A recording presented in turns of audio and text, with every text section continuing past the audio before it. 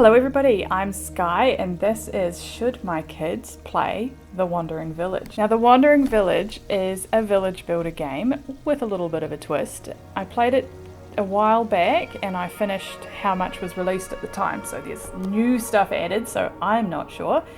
See if I can figure it out. Right, I think they are all asking for houses. What, are we running out of... We've got no wood. Okay, so I am a really big fan of village builder games. There's plenty of different ones with lots of different things going on. Now the thing which makes this one different is that you're not actually just building a village in the middle of a forest. If we zoom out, we will see we are on the back of a giant monster called an onbu. So the story of this game is that big apocalyptic such and such, there are spores which go out and sort of destroy life. So these people are refugees, survivors, whatever, and they begin to live on the back of this onbu, who at the moment is asleep, which is cool. I hope he sleeps well. At some point he will start walking. So you have to build your village to look after the villagers, to do the research trees, all that sort of stuff, the whole time being on the back of this big monster who just walks along. Now the challenge with that, which makes it a little bit different than other village builder games that I've played, is that the onbu will just keep walking and then suddenly you're in a different biome. Maybe one that the crops that you planted don't go well in.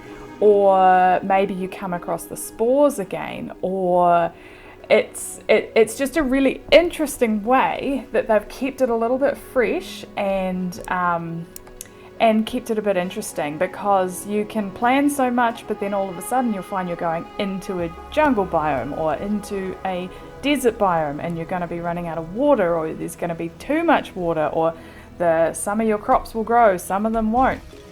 There's also choices you can make where you can actually extract resources from the onbu, and it doesn't like it, but it can't do anything about it. So you can harvest stuff from the onbu, but that also means that it doesn't like you, so you can't tell it where to go, whereas you can make special food for the onbu and then you can feed it and then it likes you, and then if there's a fork in the road you get to choose which one to go on. And of course you're on the back of a creature. There is finite resources, so you do need to be a little bit smart about how many trees you cut down. So like any village builder game, it is a lot of a resource management thing. Do you have, there we go, there's a berry gathering hut. Do we have any berries? Oh, they're up here. Okay, so the berries are quite far away, so then I'm gonna have to build a road in order to get them.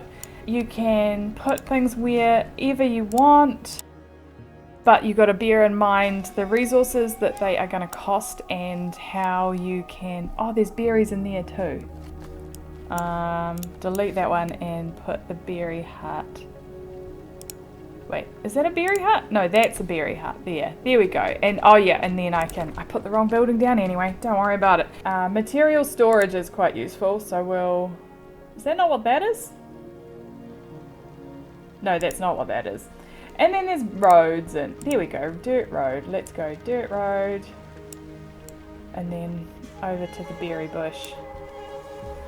So you progress along this storyline, and as I say, it's in early access, so when I played it I finished what was available, but they have since released even more. So when you start a new game, so there's a tutorial, there's relaxed, and then there's survival. So survival is the tricky one. You can see that he's got his flamethrower there ready.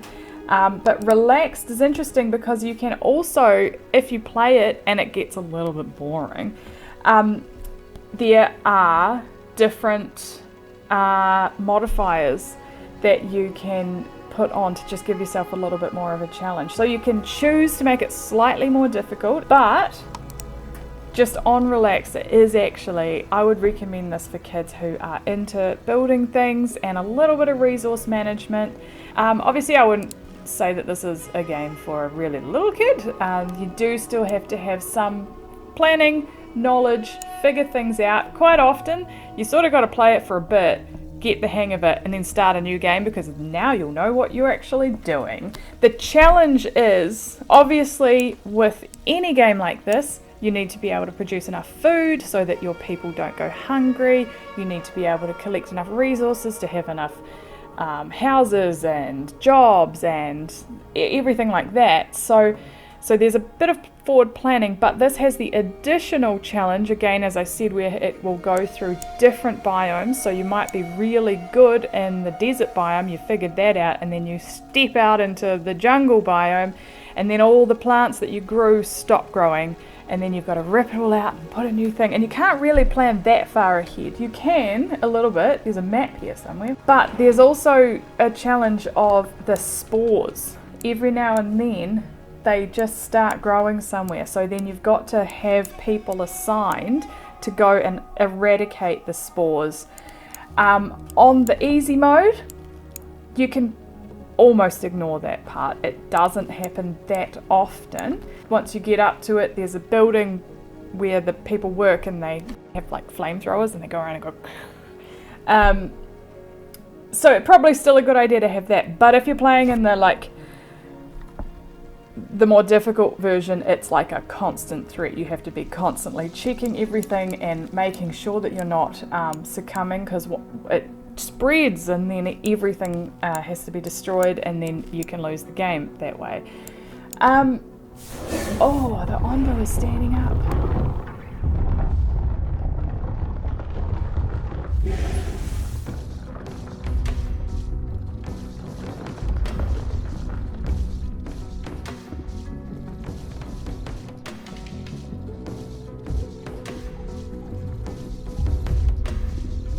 I do love these sorts of games, and this one was really fun. I love the art style, I love the twist of it being on a monster. I love that it's a really small developer team. It is an early access, so we will see what else happens as they still keep working on it. So let me know in the comments if you play this and if you think it's cool, or if there's any other games that you'd like me to look at in the context of how they are for kids to play. I will see you next time. Bye!